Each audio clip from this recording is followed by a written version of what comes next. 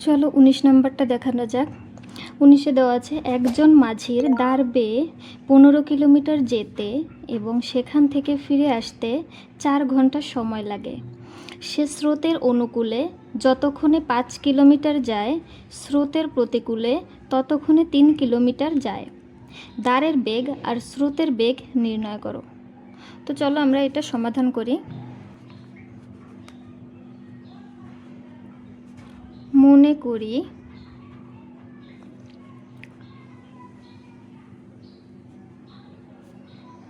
দাঁড়ের বেগ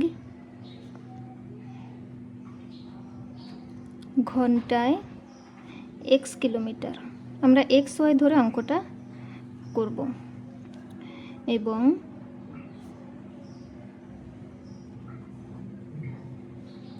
স্রোতের বেগ ঘন্টায় y kilometre.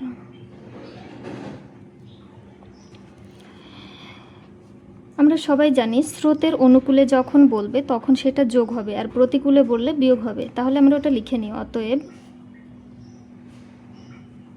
স্রোতের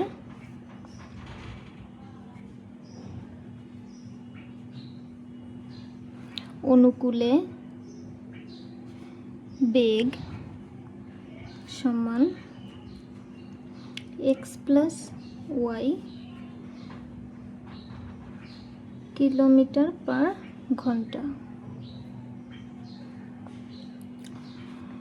তাহলে অতএব স্রোতের প্রতিকূলে কি হবে?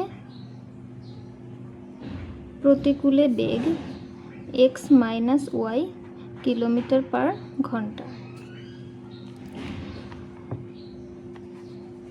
তো এখানে আগে সূত্রটা লিখে নিই। আমরা জানি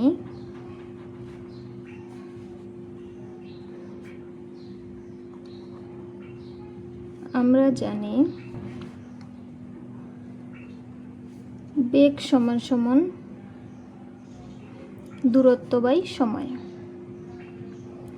আমরা এটা না লিখে যদি এইভাবে লিখি যে v equal to d by t, তাহলেও হবে। প্রশ্ন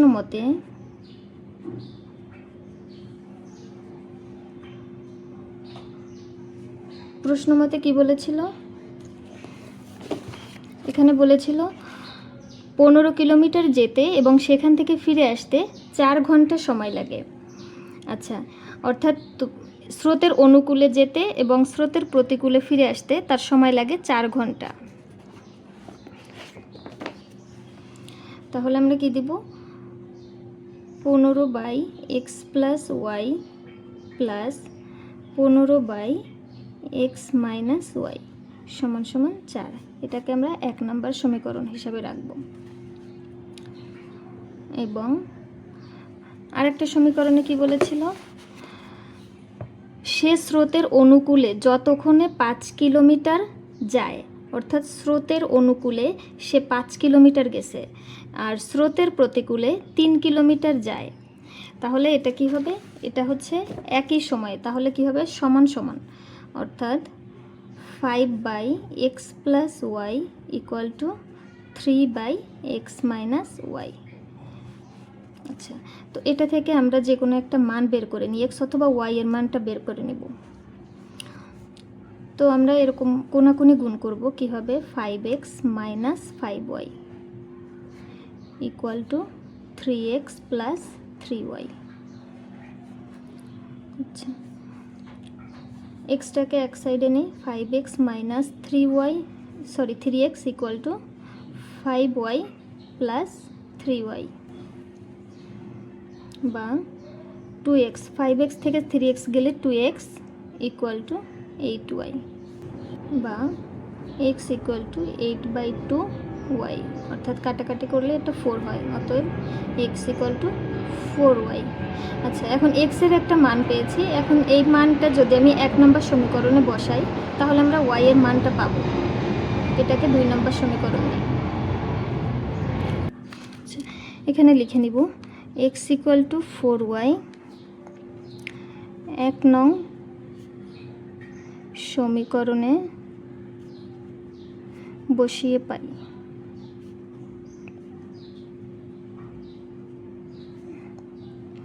আচ্ছা, 1 নম্বর সমীকরণটা ছিল 15/x + y + 15/x - y = 4।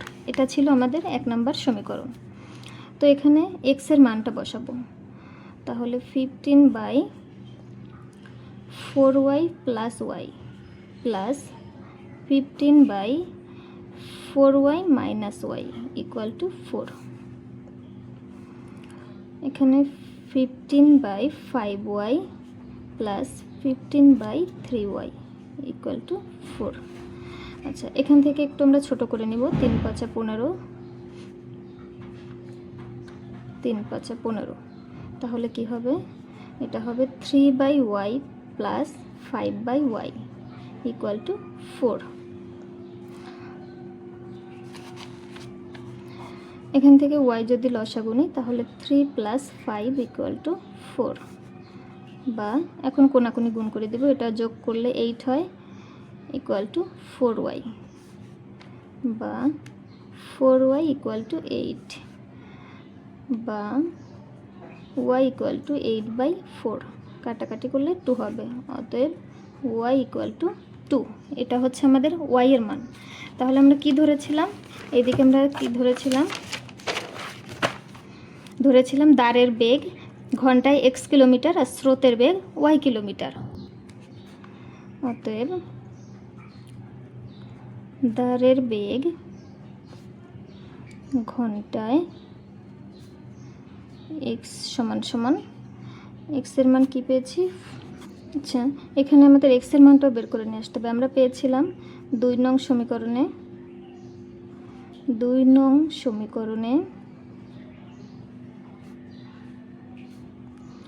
y = 2 বসিয়ে পাই। তো 2 নং সমীকরণ কী ছিল? x = 4y।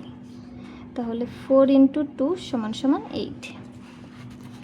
তাহলে x = 8 কিলোমিটার। স্রোতের বেগ ঘন্টায় y = 2 কিলোমিটার। এটাই আমাদের ফাইনাল উত্তর। ওকে, 20 নম্বর দেখো। একটি চৌবাচ্চায় 2টি নল সংযুক্ত আছে। প্রথম নল দ্বারা চৌবাচ্চাটি t1 মিনিটে পূর্ণ হয়, দ্বিতীয় নল দ্বারা t2 মিনিটে খালি হয়। নল দুইটি একত্রে খুলে দিলে খালি চৌবাচ্চাটি কতক্ষণে পূর্ণ হবে? আচ্ছা, প্রথমে লিখব, এখানে 2টা নল।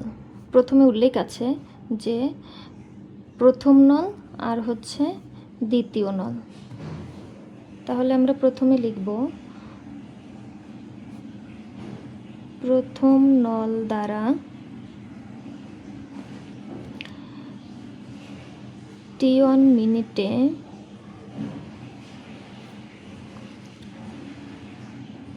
পূর্ণ হয় 1 অংশ।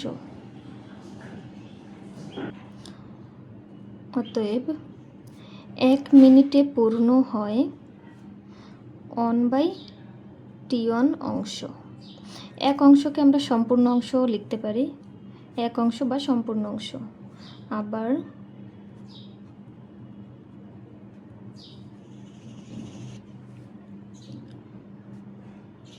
দ্বিতীয় নল দ্বারা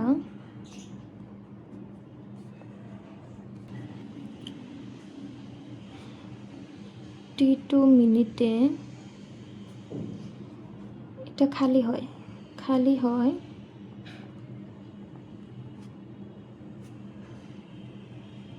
1 অংশ। অতএব 1 মিনিটে খালি হয় কত অংশ? 1/t2 অংশ। আচ্ছা, এবার বলেছে নল দুইটি একত্রে খুলে দিলে খালি চৌবাচ্চাটি কতক্ষণে পূর্ণ হবে? আচ্ছা, এবার নল দুটি খুলে দিলে আমরা লিখব,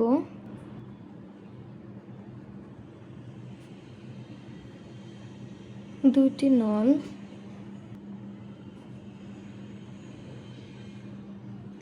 একত্রে খুলে দিলে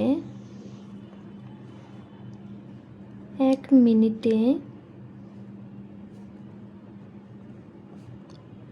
পূর্ণ হয়, এটা নিচে লিখি, 1/T1 মাইনাস 1/T2 অংশ। তাহলে T1 T2 যদি লসাগু নিই কী হবে, T2 মাইনাস T1 অংশ। তার মানে 1 মিনিটে পূর্ণ হচ্ছে এত অংশ। আমাদের উত্তরে কী চেয়েছে, আমাদের উত্তরে চেয়েছে নল দুইটি একত্রে খুলে দিলে খালি চৌবাচ্চাটি কতক্ষণে পূর্ণ হবে। তার মানে কতক্ষণে সময় চেয়েছে, তাহলে আমরা সময়টা এখন ডান সাইডে রাখবো। এটাকে T2 minus T1 by T1 T2 অংশ পূর্ণ হয় 1 মিনিটে। অতএব 1 অংশ পূর্ণ হয় 1/T2 minus T1 by T1 T2 মিনিটে। আচ্ছা, এখন এটা যদি আমরা উল্টাই দিই তাহলে কি হবে, 1 গুণ T2 T1 by T2 minus T1। তাহলে এটা লিখতে পারি, এখানে লিখি T1 T2 by T2 minus T1 এত মিনিটে। এটাই হচ্ছে আমাদের উত্তর।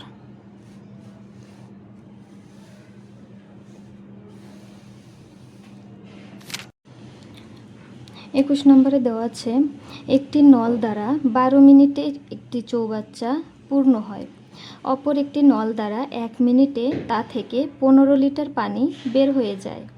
চৌবাচ্চাটি খালি থাকা অবস্থায় দুইটি নল একসঙ্গে খুলে দেওয়া হয় এবং চৌবাচ্চাটি 48 মিনিটে পূর্ণ হয়। চৌবাচ্চাটিতে কত লিটার পানি ধরে? তো চলো এই অঙ্কটা খুব সহজে আমরা সমাধান করি। প্রথমে লিখব, মনে করি প্রথম নল দ্বারা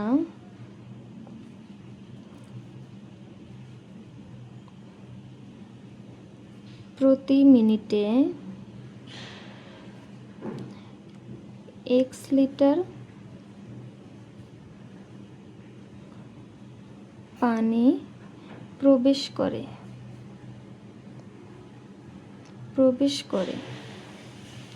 এবং তাহলে চৌবাচ্চাটিতে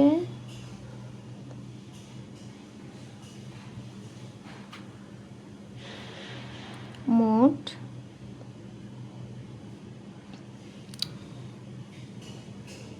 পানি ধরে y লিটার।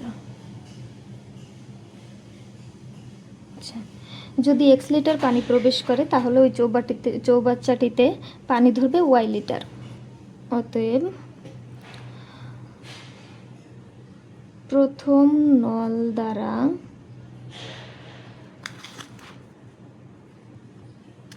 এক মিনিটে পূর্ণ হয় x লিটার। আচ্ছা, 1 মিনিটে পূর্ণ হয় x লিটার। আমাদের অঙ্কে কত বলেছিল, 12 মিনিটে।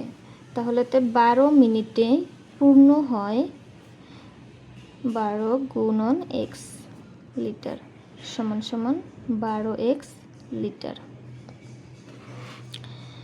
তাহলে আমরা এখানে লিখতে পারি প্রশ্ন মতে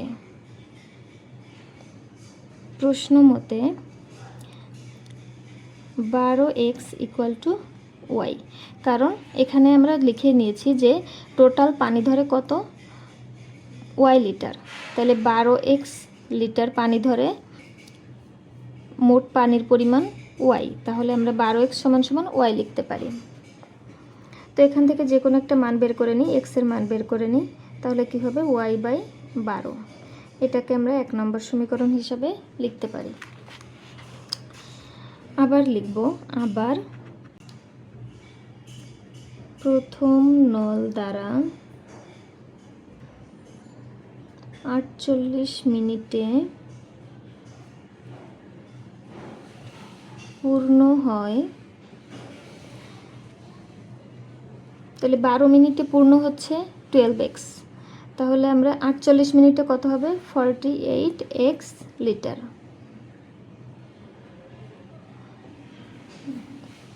আচ্ছা, দ্বিতীয় নল দ্বারা 48 মিনিটে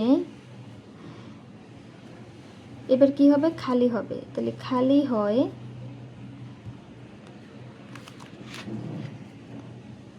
48 গুণন 15 লিটার সমান সমান কত 720 লিটার।